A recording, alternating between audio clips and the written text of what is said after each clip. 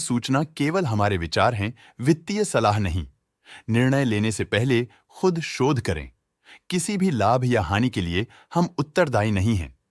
आज हम देख रहे हैं विंडलर्स बायोटेक लिमिटेड के 2025-26 Q1 की consolidated financial performance. Starting with the sales, पिछले क्वार्टर से सेल्स में 3.5% का इंक्रीज हुआ है, मगर कंपनी ने पिछले साल के मुकाबले 20% का सेल्स इंक्रीज रिपोर्ट किया। Expenses 3.5% quarter on quarter increase हो गए हैं, जो साल भर के 19% के राइज के साथ अलाइन करता है।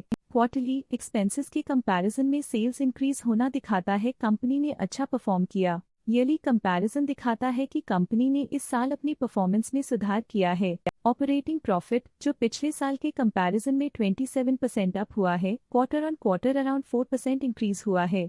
Operating profit margin OPM annual basis पे 1% से इंक्रीज हुआ है और पिछले क्वार्टर के कंपैरिजन में 0% से इंक्रीज हुआ है। एक्सेप्शनल आइटम्स को ऐड करके अदर इनकम पिछले क्वार्टर के कंपैरिजन में 6% बढ़ गई, बावजूद इसके ईयरली ग्रोथ 27% हुई है। इंटरेस्ट एक्सपेंसेस पिछले क्वार्टर से -20.5% डाउन हुआ, लेकिन ईयर ओवर ईयर इंक्रीज 116% हुआ है। डिप्रिशिएशन कॉस्ट में क्वार्टरली -11% का डिक्लाइन देखने को मिला और ईयरली बेसिस पे 20% का इंक्रीज देखा गया। प्रॉफिट बिफोर टैक्स एनुअली 27% बढ़ा, लेकिन प्रोसीडिंग क्वार्टर से 11.5% बढ़ा है। इस साल कंपनी ने 26.5% टैक्स पे किया और क्वार्टरली कंपनी ने 24% टैक्स पे किया है। नेट प्रॉफिट ने ईयर ऑन ईयर 31% का इंक्रीज दिखाया, लेकिन लास्ट क्वार्टर से 8.5% का इंक्रीज हुआ है। इस क्वार्टर में कंपनी का परफॉर्मेंस ठीक रहा, ऑपरेशनल एफिशिएंसी में कुछ सुधार हुआ है। वहीं अगर एनुअल एनालिसिस की बात करें तो इस साल कंपनी का परफॉर्मेंस काफी अच्छा था।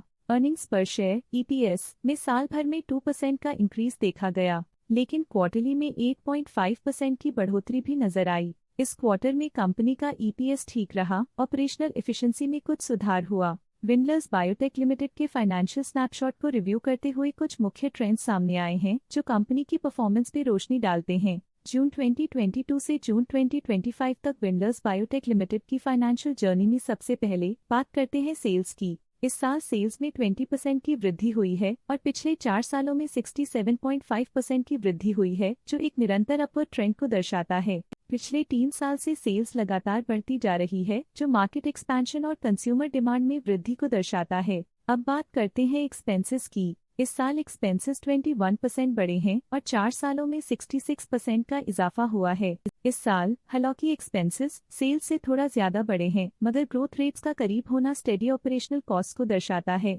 ऑपरेटिंग प्रॉफिट का सफर स्टेडली ऊपर चढ़ रहा है, इस साल 15.5% की बढ़ोतरी के साथ और पिछले 4 सालों में 76% का नोटिसेबल राइज हुआ है। पिछले 3 साल से ऑपरेटिंग प्रॉफिट लगातार बढ़ रहा है, जो कॉस्ट मैनेजमेंट और ऑपरेशनल कुशलता को दर्शाता है। नेट प्रॉफिट का सफर ऊपर की ओर चल पड़ा है, इस साल 9.5% की चढ़ाई के साथ पिछले 4 सालों में 58% की शानदार वृद्धि हुई है। पिछले 3 साल से नेट प्रॉफिट लगातार बढ़ रहा है, जो फाइनेंशियल हेल्थ को मजबूती देते हुए इन्वेस्टर्स का ध्यान आकर्षित करता है। इस साल EPS में -19% की कमी के बावजूद लंबी अवधि में देखा जाए तो 19.5% की मजबूत वृद्धि हुई है। इस साल EPS में कमी आने के बावजूद पिछले सालों की ग्रोथ कंपनी की मजबूत ओवरऑल परफॉर्मेंस को अंडरलाइन करती है। चलिए अब बात करते हैं शेयर होल्डिंग पैटर्न की। विंडलर्स बायोटेक की शेयर होल्डिंग रिपोर्ट्स कुछ इस प्रकार की हैं, जो अननोन 2025 के तक चलता है। ये रिपोर्ट कंपनी के शेयर्स की डिटेल्ड जानकारी देता है, जिसमें promoters, promoter groups, foreign investors, public investors और सरकारी एंटिटीज शामिल हैं।